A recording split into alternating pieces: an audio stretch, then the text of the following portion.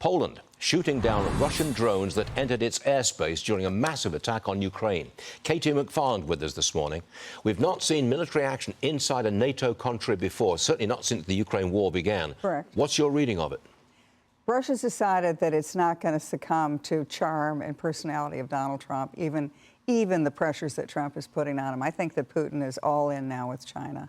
And what he's doing is he's bombing Kyiv. He's doing all the stuff he says he wasn't going to do. And now he's like sticking his thumb in the nose of NATO. I think Trump's going to have a big decision to make in the next 2 weeks. Oh, what decision will that be? It'll be what do you do? I mean, he's always tried to get out of the Ukraine war, end the Ukraine war, but at the end of the Ukraine war, have a good relationship with Russia going forward to try to split Russia off from China.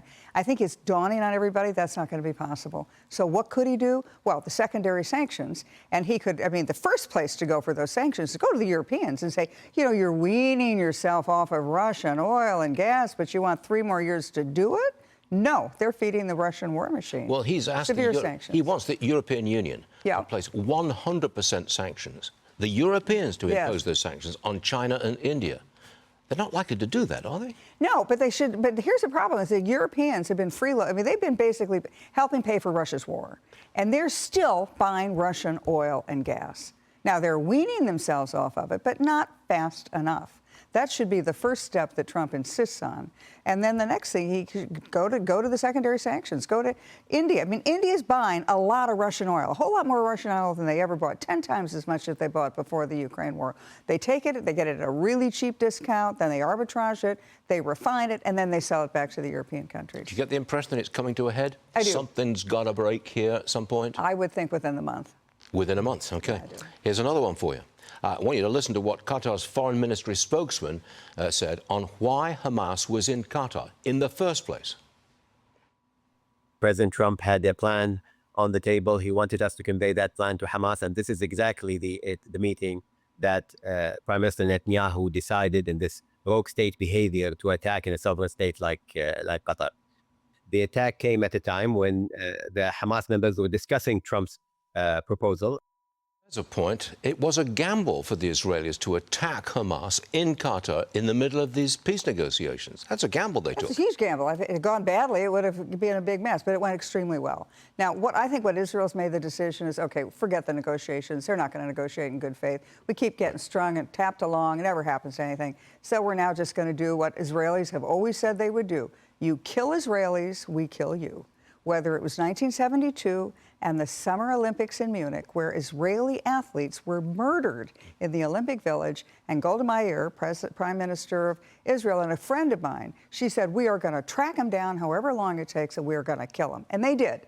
And this is exactly what's happening. Where does this leave President Trump? Because he was not told about the attack on Hamas. You know something? I mean, Donald Trump is sort of 5 steps ahead of everybody. This is plausible deniability.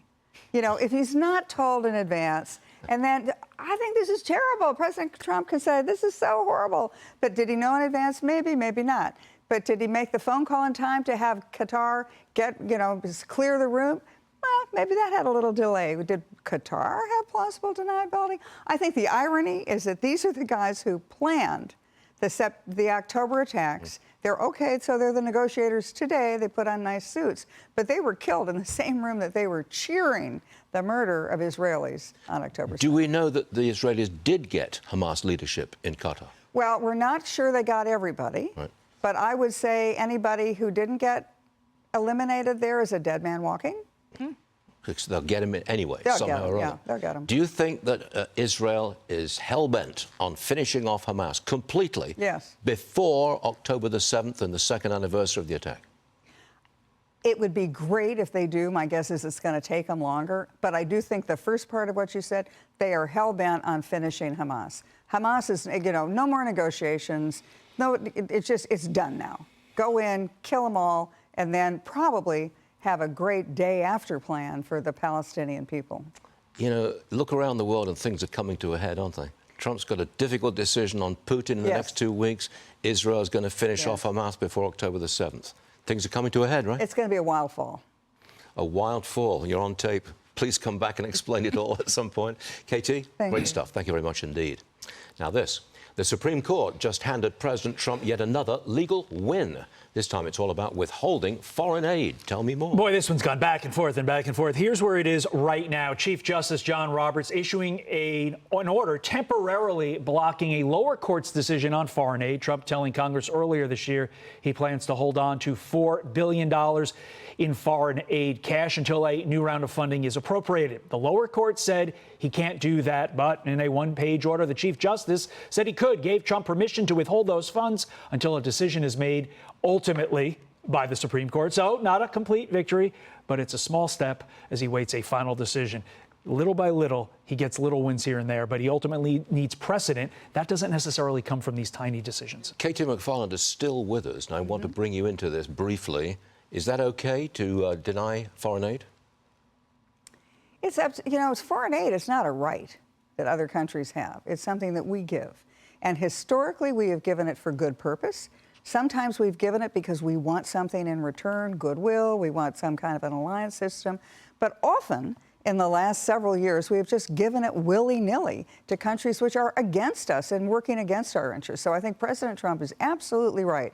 It's America first. You're not getting a free ride on this. If we're giving you foreign aid, we expect something back. At a minimum, we expect some respect. We really respect some alliance, and we certainly respect some respect. Now I'll say thank you one more time, Katie McFarland. Please come back again soon. Thank you.